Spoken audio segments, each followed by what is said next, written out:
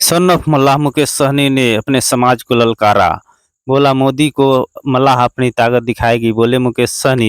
वैशाली जिले के लालगंज प्रखंड क्षेत्र के मधुसूदन पगड़ी संकल्प यात्रा लेकर पहुंचे मुकेश सहनी, जिसमें हजारों हजार की संख्या में पहुंचे लालगंज क्षेत्र के मल्लाह समाज। मुकेश सहनी अपने समाज को एकजुट करने को लेकर गंगा जल से संकल्प कराई। पूरा देखिए वीडियो आगे।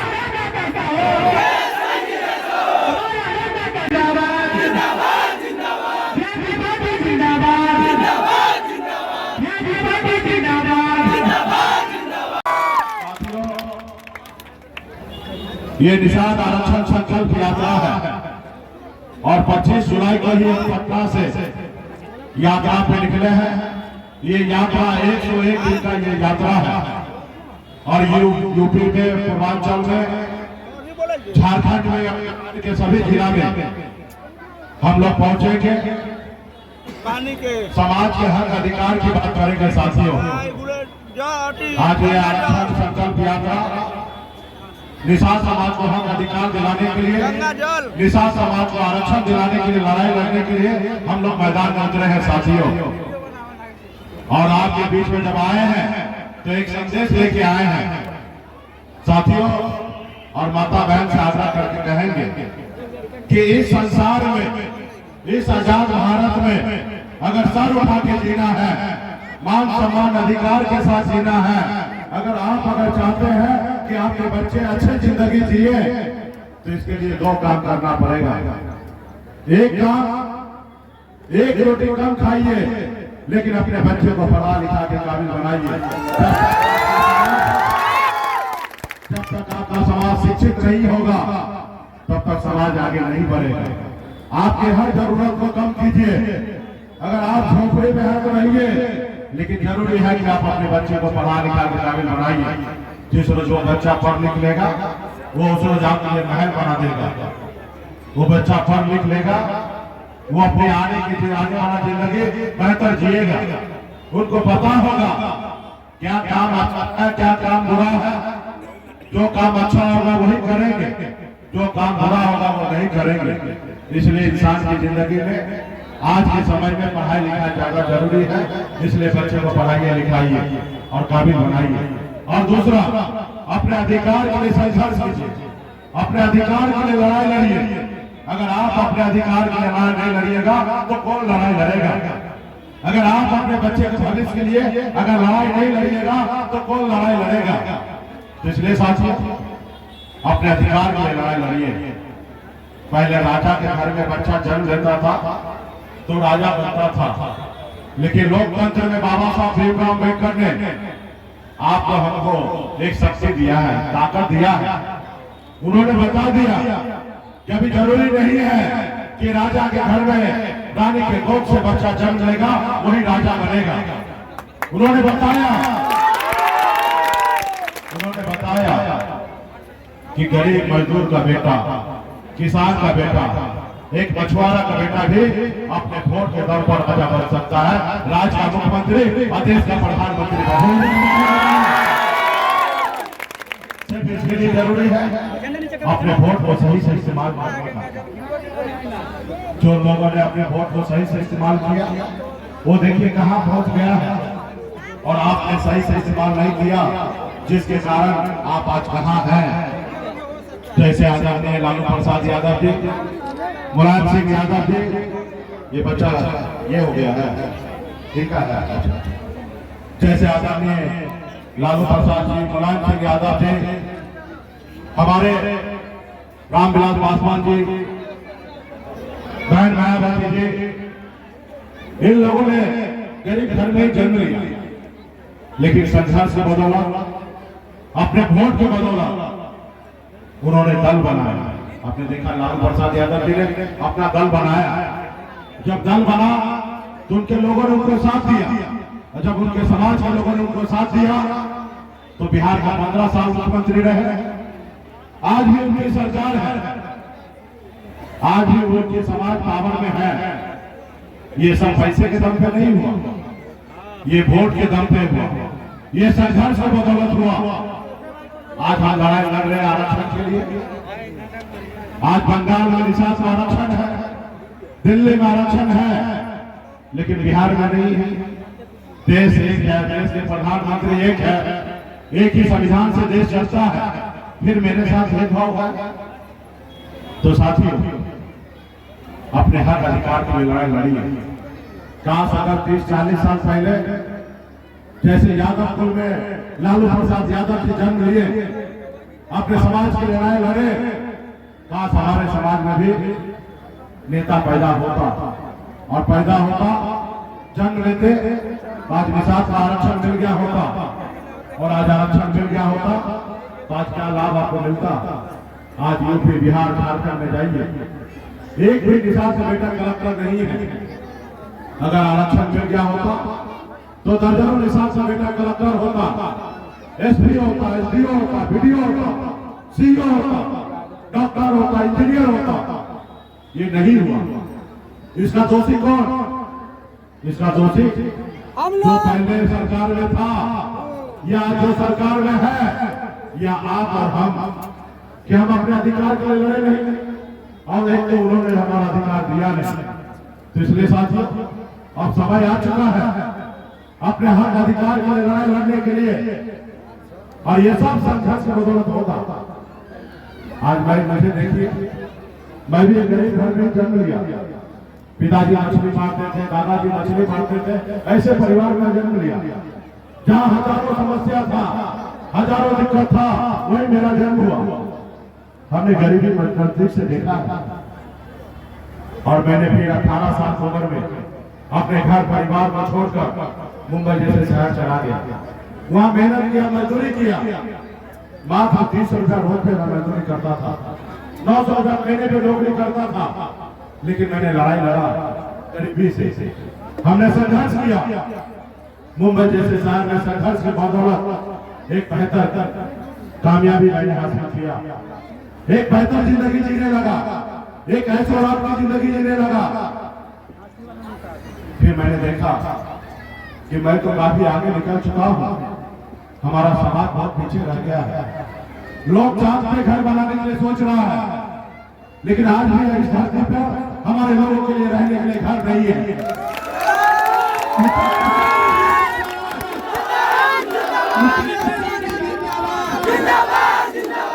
उनके घर पे जाने के लिए रास्ता नहीं है।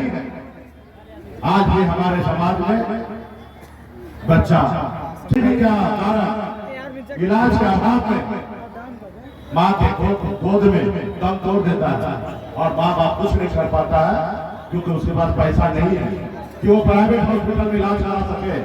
आज भी हमारे बच्चे इलाज के अभाव में दम तोड़ते हैं। तो साथियों, इसके लिए किसको लड़ना पड़ेगा? कौन लड़ेगा? इसके लिए आप ही को लड़ना पड़ेगा। आज आप देखते होंगे ठंड का समय है, दिसंबर महीना आएगा। ऐसे समय में ठंड में लोग घर से बाहर नहीं निकलता, ऐसे समय में लोग अपने रजाई से बाहर नहीं निकलता, लोग अपने कंबल से बाहर नहीं निकलता है। लेकिन आपका भाई, आपका बेटा, आपका पिताजी क्या करता है? इतने ठंड में निकलकर तालाब में उतरता है, झील में उतरता है, नदी में उतरता है, मछली मारता है, फिर बाजार में बेचकर वो घर परिवार को 2 वक्त का रोटी जुटा पाता है। आप समझिए कितना कष्ट से जिंदगी जीते हैं। क्या आप चाहते हैं कि आपके आने वाला पीढ़ी, आपके बच्चे ऐसी जिंदगी जिए? आज मेरा भी अधिकार है, हमारा भी अधिकार है कि हम सर उठा के जिए। आज हमारे भी घर के बच्चे का अधिकार है, वो भी सपना देख सकता है कि जैसे दूसरे के बच्चे जिंदगी जी रहा है वैसे हमारे भी बच्चे जिंदगी जिए।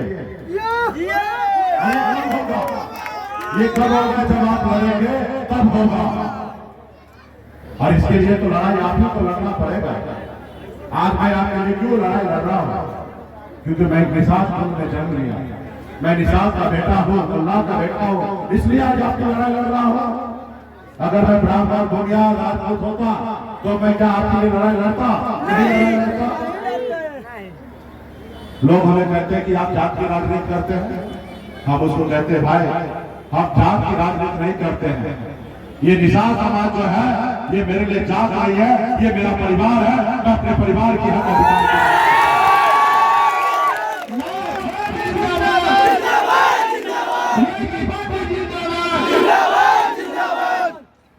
अपने परिवार के लिए लड़ाई लड़ना कोई गुनाह नहीं है। अगर ये गुनाह है तो 1000 बार मैं इसे गुनाह करने के लिए तैयार हूं, लेकिन अपने समाज के हक अधिकार के लिए अंतिम सांस तक हम लड़ाई लड़ते हैं। आज मैंने बॉम्बे में घर परिवार बच्चे को छोड़कर, एक समय गरीबी था, लाचारी था, परेशानी था, माँ बाप भाई बहन को छोड़कर बॉम्बे गया, जहाँ सब कुछ मेरे पास रहने के बाद आज कोई कमी नहीं है, उसके बावजूद भी आज अपने बच्चे को, परिवार को, सबको छोड़कर आपके हक अधिकार के लिए लड़ाई लड़ रहा हूं। पिछले 9 सालों से लड़ाई लड़ रहा हूं और आपने देखा भले आरक्षण की लड़ाई हमें जीता नहीं, ये लड़ाई हमारी जारी रहेगा।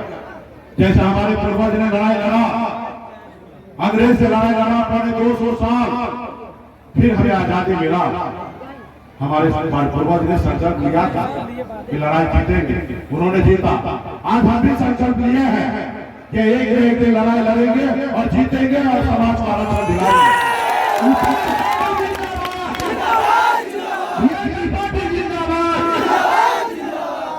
आज लड़ाई हम लड़े, आरक्षण का नहीं जीते, लेकिन कम बिहार में अपनी समाज का नाम पहचान नहीं दिला पाए, ऐसी बात नहीं है।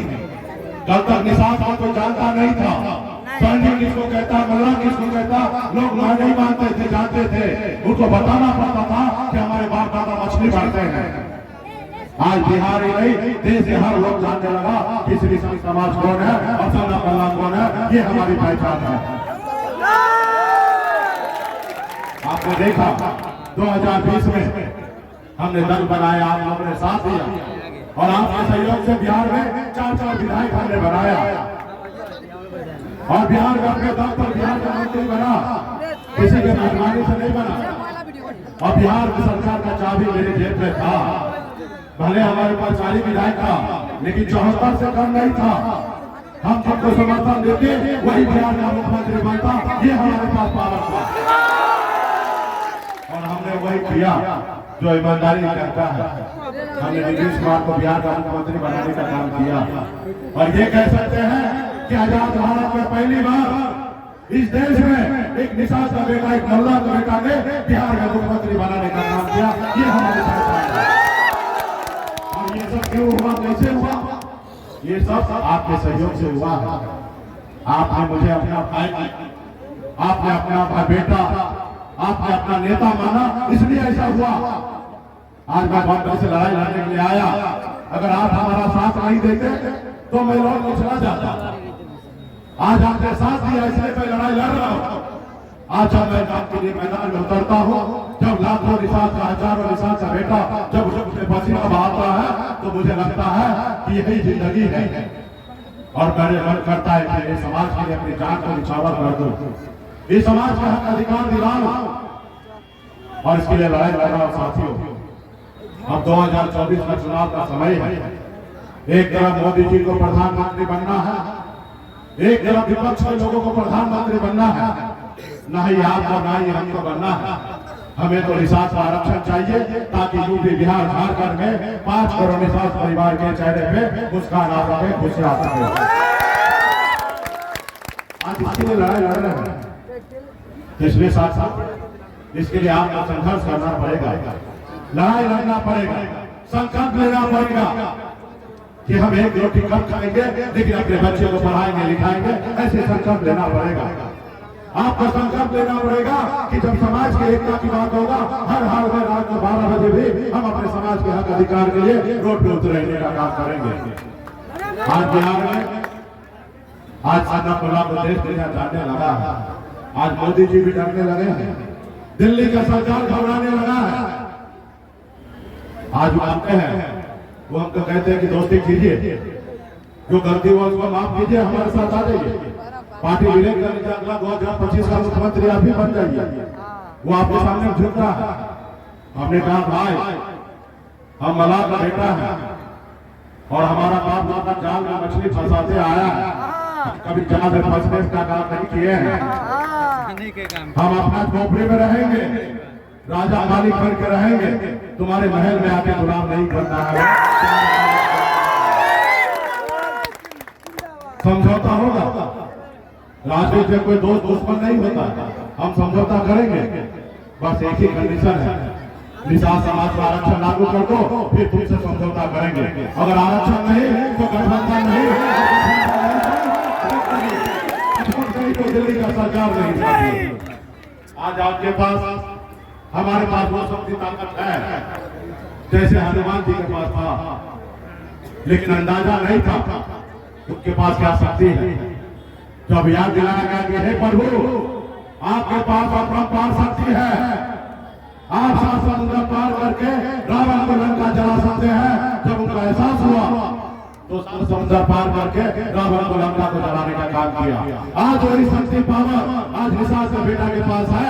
अगर एकजुट हो जाए, अपने पैर पे खड़ा हो जाइएगा, तो बिहार क्या, आप दिल्ली को फतेह कर सकते हैं।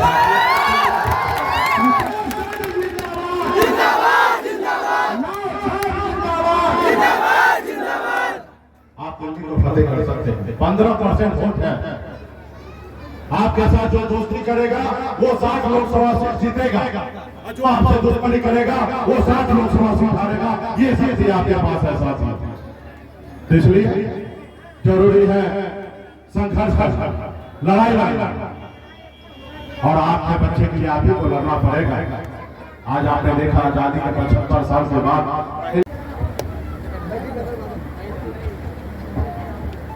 संघर्ष के बदौलत 4 विधायक बनाया, लेकिन आपका दुश्मन कितना चालाक था आपने देखा। आपका विधायक को खरीद ली, वो आपको सरकार से बाहर कर दिया। वो मुकेश सहनी से उसको तकलीफ नहीं था, उसको ये निषाद समाज से तकलीफ था। वो जानता है कि ये निषाद समाज सोया हुआ शेर है, अगर जिस रोज ये जग जाएगा उसको लालू प्रसाद यादव जी के जैसे अकेले अपने दम पर सरकार बना लेगा। कि आपको और आपके बच्चे को गुलाम बना के रखे, इसलिए उसने हमें हमारा विधायक को खरीद लिया, सरकार से हमें बाहर कर दिया। वो देखा कि निषाद समाज का आवाज बन चुका है मुकेश सहनी, और निषाद समाज का आवाज को अगर दबाना है, अगर बंद करना है, तो सबसे पहले मुकेश सहनी को खत्म करना पड़ेगा। और उसने एक रणनीति ऐसा है, आपका विधायक खरीद लिया। इसलिए साथियों, आपके सामने में दोस्त दुश्मन सब है, लेकिन आपको निर्णय लेना है कि आपको क्या करना है।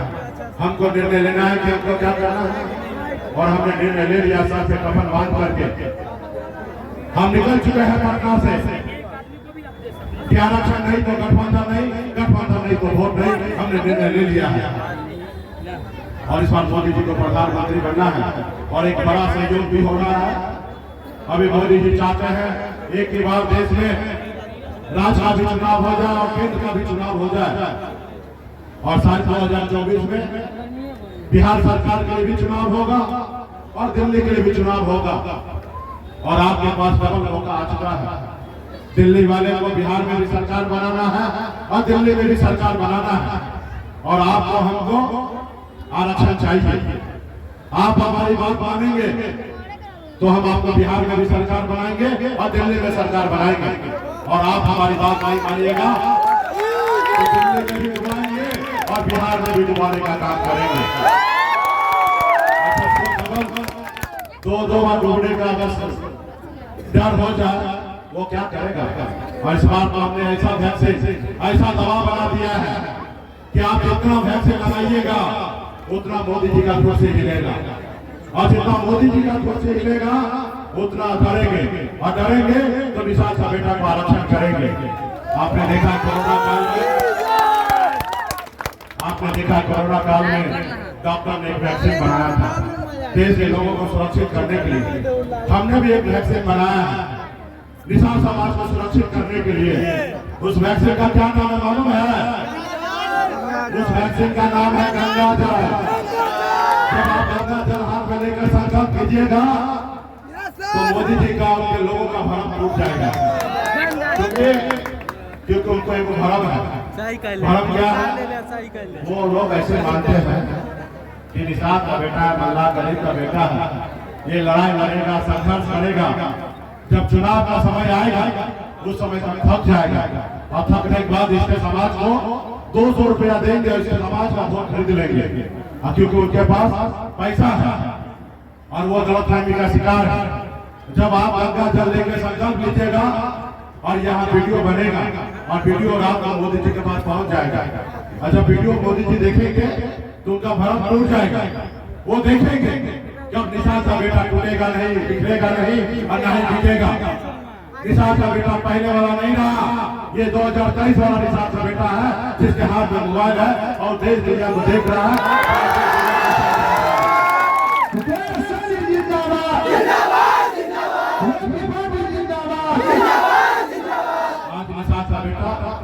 सिर्फ पसीना नहीं, खून बहाने के लिए तैयार है, लेकिन अपने समाज के हक अधिकार दिलाने के लिए साथियों। पहले ऐसा हुआ भी करता था, हमारा समाज गरीबी के वजह से कभी किसी को चेहरा देखकर किसी से कुछ खा पीकर किसी से कुछ पैसा लेकर वोट भर दिया करता था। आज भी वो गलतफहमी का शिकार है, और जब आप उसका गलतफहमी को तोड़िएगा तो उसको समझ में आ जाएगा कि निशान का बेटा अब जात चुका है। इसलिए साथियों, आपको हमारी लड़ाई लड़ना है, तो क्या आप लोग लड़ाई लड़ने के लिए तैयार हैं? चलिए, बहुत बहुत धन्यवाद। जब लड़ाई लड़ने के लिए तैयार हैं तो संकल्प करना पड़ेगा। आप गाँव में देखते होंगे, पंडित जी आपके घर पे पूजा जब कराता है, सत्यनारायण भगवान का पूजा, उस समय हाथ में गंगा जल अच्छा फूल देता है और कहता है कि आप संकल्प कीजिए। उसी तरीके से अगर आप अपने बच्चे का भविष्य अच्छा देखना चाहते हैं तो आप हमारे साथ संकल्प कीजिए। अगर आप अपने बच्चे की लड़ाई लड़ना चाहते हैं तो आप संकल्प कीजिए। तो संकल्प करने के लिए तैयार है ना? तो चलिए वैक्सीन निकालिए, गंगा जल का बोतल निकालिए। सभी माता बहन जितने भी लोग हैं, सभी लोग अगर निशान का बेटा है तो हाथ में गंगा जल लीजिए, आप ढक्कन को खोलिए, ढक्कन खोलिए और हाथ में शुरू में लीजिए और हाथ को ऐसे उठाइए। जब उठाइए तो कैमरा में आएगा और मोदी जी देखेंगे हाँ संकल्प कर रहा है। हाथ में लीजिए, सब हाथ लीजिए, हाथ पर रखिए और मैं जैसे जैसे पढ़ रहा हूँ आप लोग पढ़िए। बाबा केवल महाराज, भगवान वेद व्यास, प्रभु श्री राम, भगवान गौराज निषाद, बाबा अमर सिंह, बाबा काशी, बाबा जय सिंह महाराज, बाबा कारिक महाराज, बाबा कोयना, माता कमला, अमर साई जुबासारी, वीरांगना फूलन देवी अपने पूर्वज को साक्षी मानकर हाथ में गंगा जल लेकर संकल्प करता हूँ कि अपने समाज और अपने आने वाले पीढ़ी के लिए हर परिस्थिति में संघर्ष करूंगा और अपने विकासशील इंसान पार्टी के साथ रहूंगा। पार्टी जो निर्णय लेगी हम उस निर्णय के साथ रहेंगे। हम संकल्प लेते हैं, एक रोटी कम खाएंगे लेकिन अपने बच्चे को पढ़ाएंगे लिखाएंगे। हम संकल्प लेते हैं, एक एक किसान के घर पे जाएंगे, सभी को संकल्प करवाएंगे। जय किसान राज,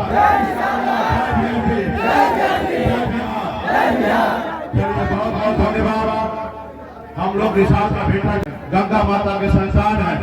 हम लोग ने गंगा जी का संकल्प लिया है, गंगा माता का सौगंध खाया है कि आने वाले समय में अपने बच्चे के अधिकार के लिए संघर्ष करेंगे, लड़ाई लड़ेंगे और एक एक गांव में जाएंगे और सभी को संकल्प करवाएंगे और वीडियो बनाकर गांव के अगल बगल में प्रचार करेंगे और साथ में मोदी जी को भी भेजने का काम करेंगे।